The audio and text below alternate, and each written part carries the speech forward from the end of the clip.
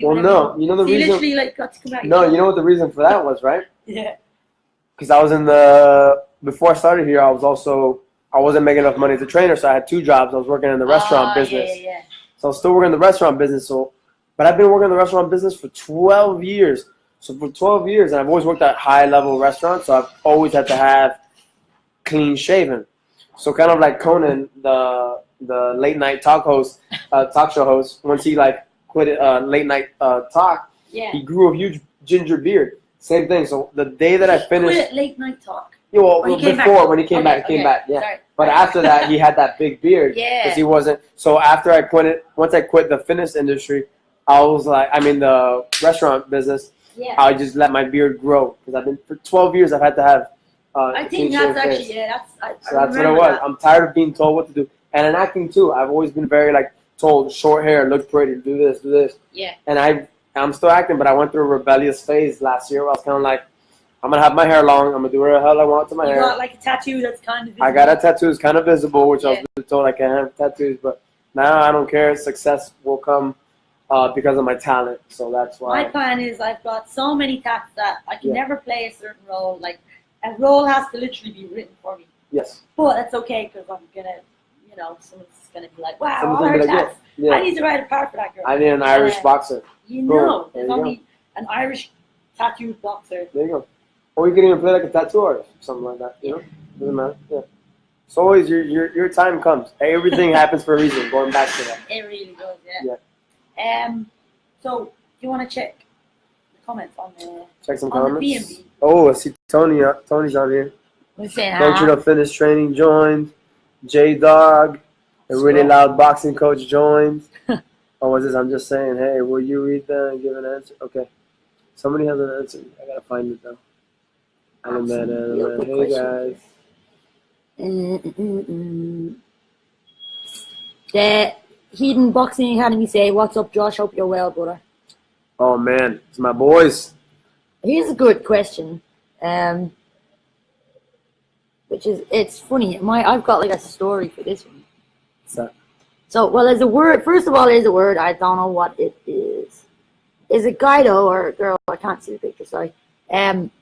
Chase Miller.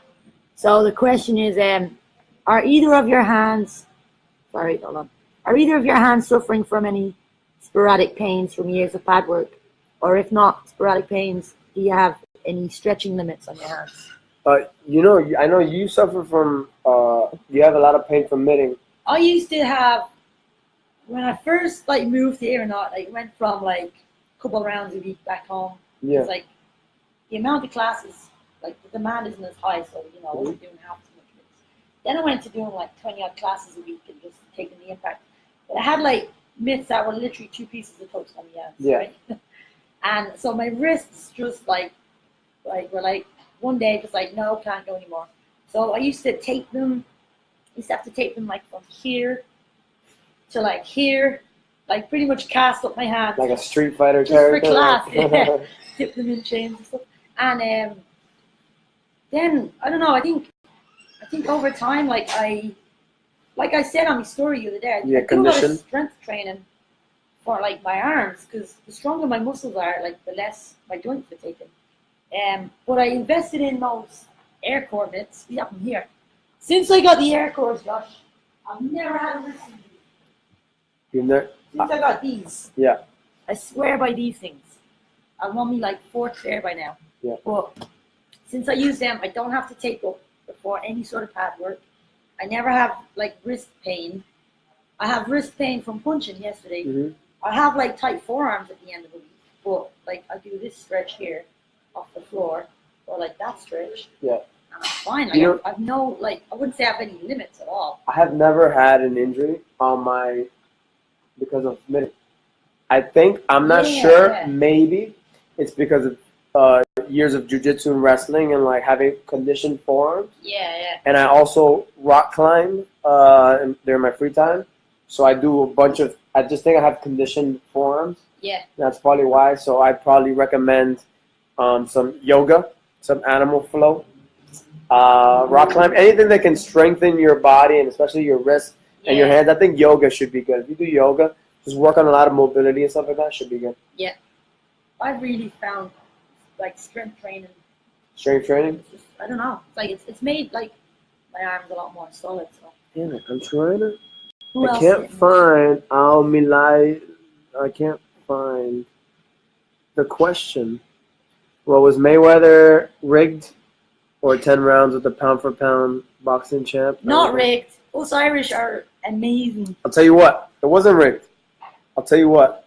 I know Connor, but I don't know, like, but if you glad get they that asked. far, you don't take, like, you're No. like, no, I'm taking his head. Well, what happened with that? Whoever saw the Conor McGregor fight, if you ever watched the fight with, I watched the fight with obviously all my boxing friends, and they were all dead silent during that entire fight during the beginning because Conor was winning, and people were like, "Oh, is Mayweather holding back?"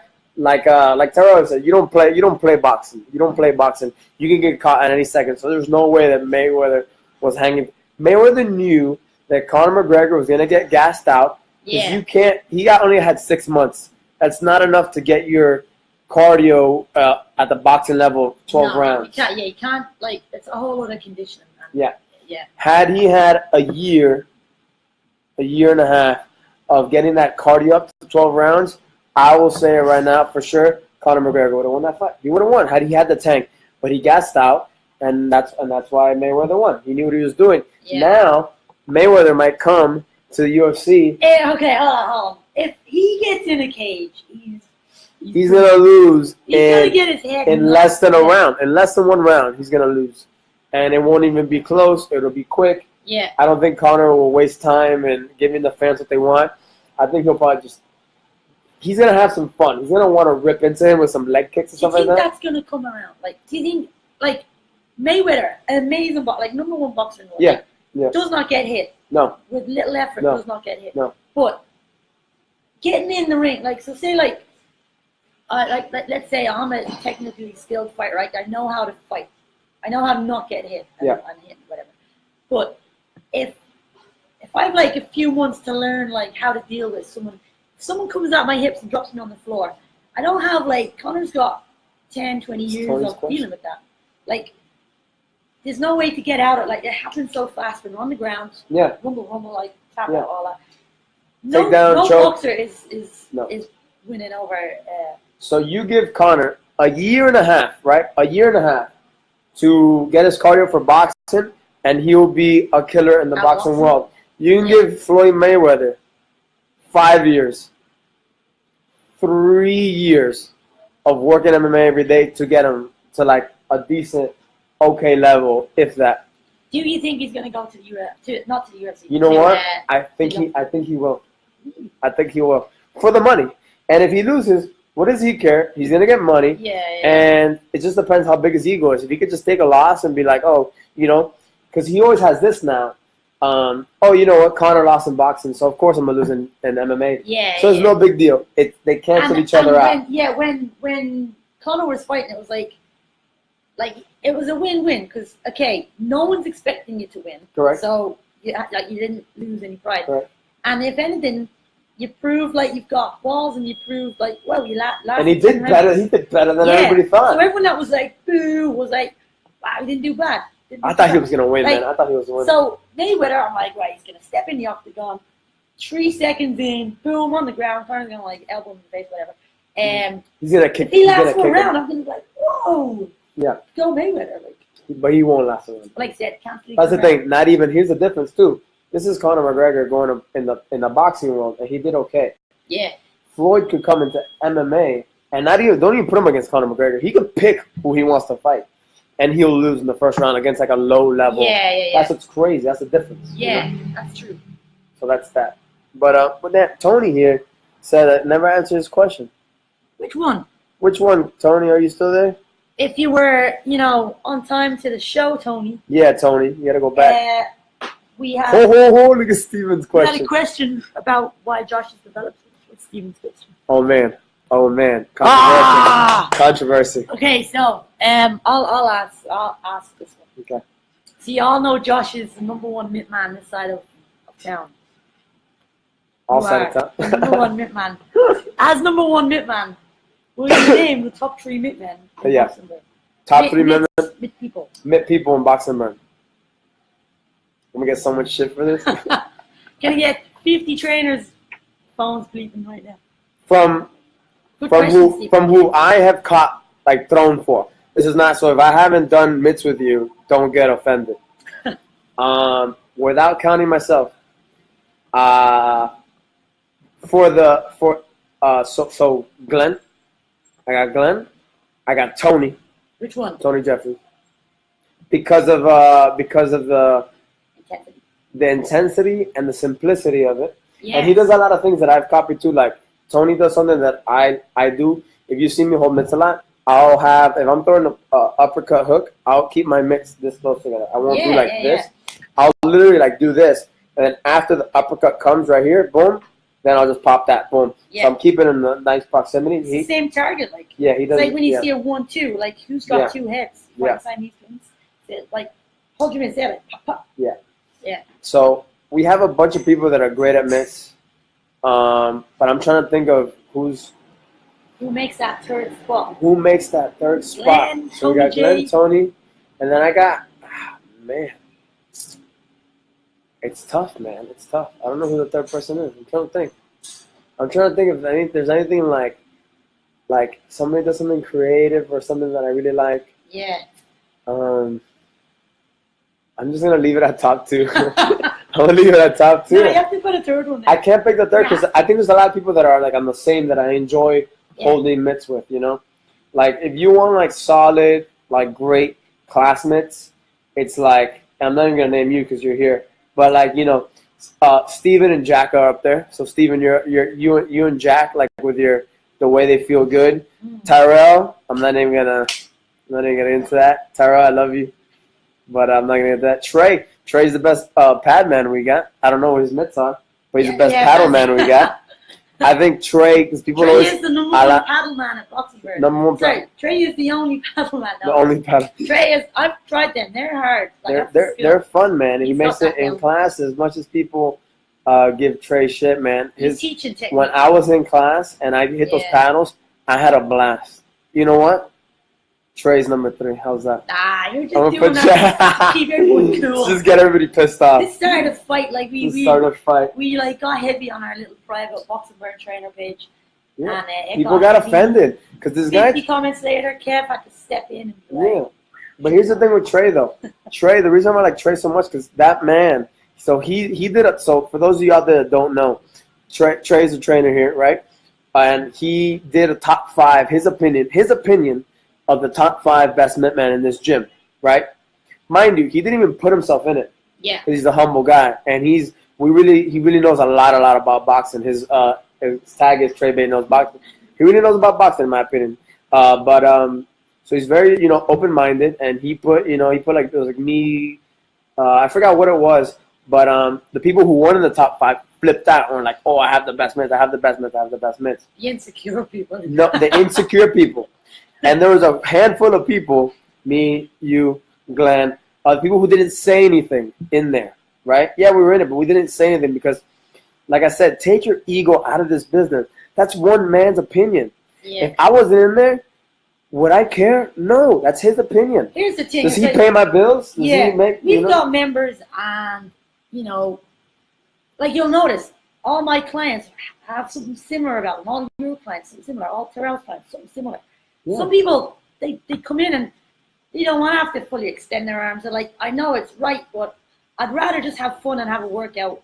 Like, I'm more about training than the boxing. So, like, everyone has a style, and members have a style. So there's like 20-odd trainers here. No one's ever short for clients because everyone's style, like, people gravitate towards. So, when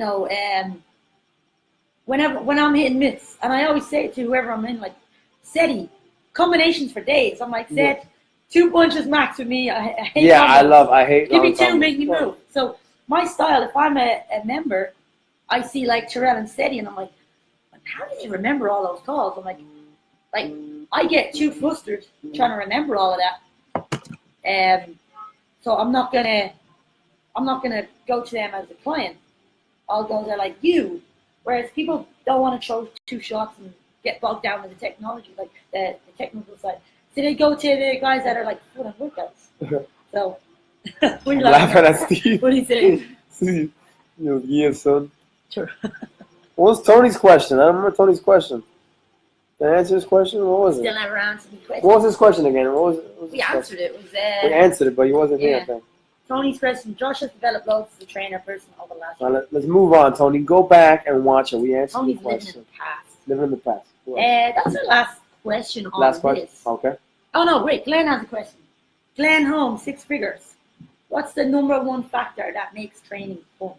That's a good question. What? That's hard. That's a hard question. The #1 factor that makes training fun? Yeah. I think, damn. The #1 factor that makes training fun. I think it's, you always, this business, guys, is really hard. Okay? It's really hard. It looks like, when you start, for example, when I started, it's like you're training people, doing what you love. How can you be mad? You're having a blast doing what you like. Yeah. But people don't understand. I didn't understand how physically demanding this job is. Because when I first started here, I was like, I was coming from the restaurant business, like I said, so I was on my feet 7-8 hours. So I'm like, I was working the 7-8 hours straight. I can do 6 hours straight of this. Oh no, you cannot. Not if you're a good trainer. 2 hours break. If you're like if I was like one of those trainers that like sat down all the time during my sessions, maybe I could probably do 6 straight. But I'm a hands-on. I'm against sitting down. I'll take a knee. I'll never sit down, even if my client's doing like abs or something. Yeah. I might sit on the ground in a way where like if my feet are dead, I'll have like one arm down and I'll kind of be playing off that I'm sitting down on the ground because I hate just like I can't be sitting down. Yeah, so because of that, I'm making it hard on myself. Bad habits to get into. So because of that, I'm on my feet and moving and being, and you can't like doing 6 hours straight of privates will destroy you. And if you do that a couple of times a week, you'll be dead, which is what we were doing. Like I was doing so much at the beginning that I was literally burning my body out. So once you learn like spacing and stuff like that, then this job is fun. And this job is fun. But then whenever like I'm down and I'm like tired, I always think to myself, I could be doing something that I fucking hate. I could be sitting at a desk. I could be standing on my feet, serving on people, just being a slave. But I'm not. I'm here doing what I love. And if you just keep that mentality, this job is amazing. And plus, getting results, I think, is the most exciting part for me. And that comes back to the genuinely caring. Yeah, genuinely caring. Yeah. If you train with a trainer for a year, or if you watch somebody train a person, because there's a lot of trainers out here that have had clients that they've been training for years, and their clients look the same, and they're still out of shape, right? Oh no, what happened here? Did I mess it up? Hit share and then share. Get back on live. Then. Get back on live. Yeah. One of our many cameras. We've got another 2 back there. Let's go live again. I don't know how to do this. Oh, up here. Oh, yeah. Oh, there we go. And we're back. What I think makes the session fun is, like you said, from a client point of view, or a trainer point of view, too. From a client point of view, like when I think back to when I used to play like soccer for like long before I ever boxed. So you have to go, you have to train. Like it's gonna be good in the long run, but it's hard doing laps and burpees when you're doing more than your fitness allows. Right. You can only get fit by doing more. Mm. So what made it fun was like my favorite coach. My favorite coach didn't necessarily have like more skills or credentials. They made me want to engage more. Yeah, like I wanted to do that last hurdle and all that. So making it fun for your clients, I think, is like making it personable. Yeah. If you're there and you're like, okay, you got 10 burpees, and you count their 10, they do the 10, great. If you're like, right, got 10 burpees, right? Each burpee, whatever, make something fun or just interact. Yeah. That makes it fun and engaging. Yeah. Good. So being personal is exciting too. And if you've got like a medicine ball and you're like, right, do this as much as you can. Like I try to interact. So, like, squat and throw against the wall. Like, no, I'm going to be the wall. I'm going to throw back at you faster. Yeah. So you're engaging with them. Yeah. Like, I don't know. It almost becomes like you're in it with them and you feel that. Yeah. It's a lot more fun. Dope. And as you're saying, as a trainer, it's easy. You love what you do. Like, you can't not have fun. Yeah, you can't. Let me get this going. I think we're pretty much almost there. We're almost at the 30 mark, yeah. Let's check. Any more questions? Check. See if there's anything else. Well, mine are gone anyway. Shoot, mine are gone too. Deleted, yeah. Yeah, we're done. Questions are done, guys. Questions we're gone. Any last minute questions? Come on, put it in. Anything. Put it in. Anything. Let's go. Quick. Kez's quick. Top 3 Mitmen. Quick. Kez's top 3 Mitmen. No, we're done. Cool. Mine are all women. No. I don't know. I don't actually get to really punch with anybody. Yeah. People I punch with, I really enjoy your mitts. I don't think I've ever punched with them. Yeah. Kevin, maybe like one round when we were doing trainer development. I really like Tony. Like you said, I learned a lot. Like, wow, this guy has me wrecked over a 1-2 in this movement. Yeah. I thought it felt real, so like that's what I like. Yeah. Everyone else? I'm really trying to think. I've never. You know what? I don't have there would be a lot of people on my top in my top 3. Yeah. But the only reason these trainers aren't in my top 3 is because of one simple thing. I know what it is. What is it? Don't move the feet. That too. You don't make me move. You make me stay there. Yeah. But not only that, I don't think people understand sometimes how hard they're meeting the punches, and it makes it really uncomfortable for me to punch something. Yeah. So we have a lot of trainers that are good. The only reason I'm not putting in my top 3 is because there's a lot of good trainers that we have that I just can't like pick one above that because they're all like legit. They're all good and like decent. But there's some people that could be better. But if I'm doing like a 1-2-3, right? If I'm just throwing a 1-2-3 here, they'll be doing and smacking the shit out of your hands, and that makes it very uncomfortable. Very uncomfortable. So there's a lot of people that have good combos, but if my hands aren't feeling comfortable, like I don't enjoy it. I can't wait for the thing to be over, you know? So it's all about the meeting. If somebody when you can meet a nice punch right, you can make me do a long combo even though I hate them. You can make me do a short combo, which I love. But if you just know how to meet it right, that's what I judge who's top or who's like a better mitt man. It's just about that meeting, you know? Yeah. Who has a good meeting? Yeah.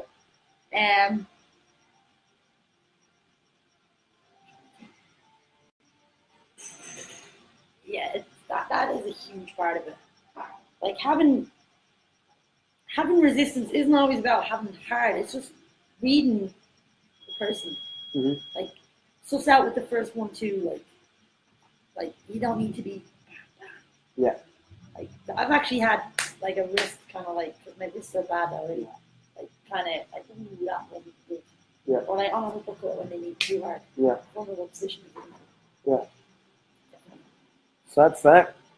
That's that, fam. So before we go, thanks, Josh, my first guest, having the chats. Thank you. It was a pleasure to be the first guest. Before we leave you, though, guys, Josh designed a really cool shirt. Oh. He's going to give me one for free, apparently. Ooh. No, he's not really. He designed a really cool shirt. It's on your Instagram, right? It's on my Instagram. It's on the Boxing Burn. It's on the Boxing Burn page. Shared on Boxing Burn page as well. It's really cool. It's like, if you're into, like, what's kind of current on the streets right now, like, it's kind of like... It's athleisure. It's streetwear. I made shirts for... You can wear them here in the gym because you can wear them with a pair of jeans. The material is very nice, similar to this material. Yeah. It's very thin. It's very breathable. It's not thick cotton, so when you sweat in it, it's nice and light. It doesn't it's not like heavy and weighs you down. It's very breathable, but it's more for streetwear. You can also wear it out and rock Box and Burn with pride out. You can wear it with like a nice leather jacket. You can wear it with the black shirt. It's very like biker type style, so it's really cool. I like it. It's kind of like skatery as well, without actually being like skatery. So, it's very hip. It's not ghetto. It's that perfect like mix. And now we have. They're not up yet because I literally just got them in today. We have crop tops. Man, all the smalls sold to women. Of the regular, the black ones. Yeah. Mostly all the smalls sold to women. So more women have bought the shirts because we're out of the smalls. Think about it, right? Most of our members are women. Yeah.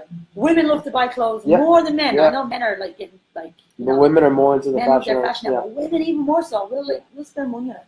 So. That's not a surprise at all because women. Yeah. And now we got crop tops coming in. They're only for women, obviously. Well, like if the guys want to wear them. Yeah. So we got a bunch of. I mean, I'll probably rock a crop top. I'm down.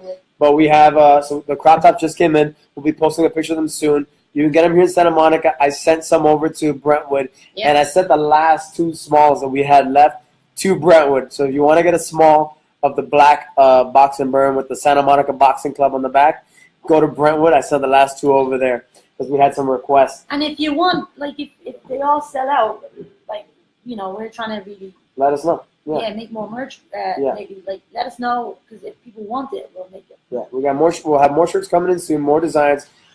Tony wants me and Kev specifically want me to do an original design. I got some stuff in the mix and in my brain, and I also have some really cool ideas for some leggings for the ladies. So yeah, we got so stay tuned on that, guys, on the fashion part. Yeah. Pretty stoked. Thank you, Kev. Pleasure to have you. Hope to be back.